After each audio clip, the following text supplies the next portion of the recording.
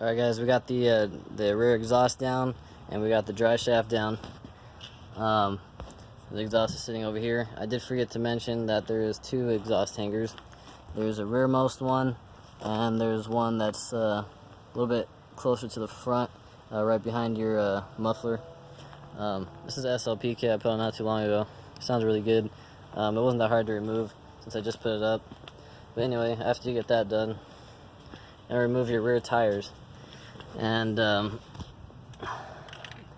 first thing you want to do, because you have to remove the e-brake cable, and you have to remove the rear calipers and the rear shock.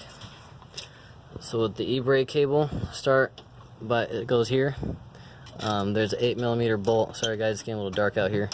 I have a light out here. So there's an 8mm bolt that holds on to this bracket here. So once you take that out, there is a C-clip that holds it to the caliper. So take that out, and this is hooked. This hooks to the back of the caliper here. Let me see if I can show you guys. It hooks to here.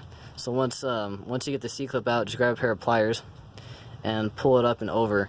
Make sure that you have your e-brake off, because once in a while I forget and it makes things really difficult. So go ahead and double check that. Make sure your e-brake handle is off, or your e-brake is off, my bad. So you can move this. After that, go ahead and feed it through, because it goes through this hole down there. So go ahead and pull it through, and after you get done, this is something I recommend, is put the C-clip back on it, because it gets lost very easily. And the same thing with anything else that you guys take off. Like for example, the brake caliper, I went ahead and put the bolts back in the bracket just so I don't lose them. And the same thing with this 8mm here. It's just something I do so I don't lose any hardware. So after you get that done, then you'll have a 18mm that holds the shock in. Make sure you have a jack supporting it. I had the jack under here. I went ahead and took it out so I can show you guys without having the jack in the way. So the shock is here, and it bolts through. It bolts through here. So I'll go ahead and pull that out.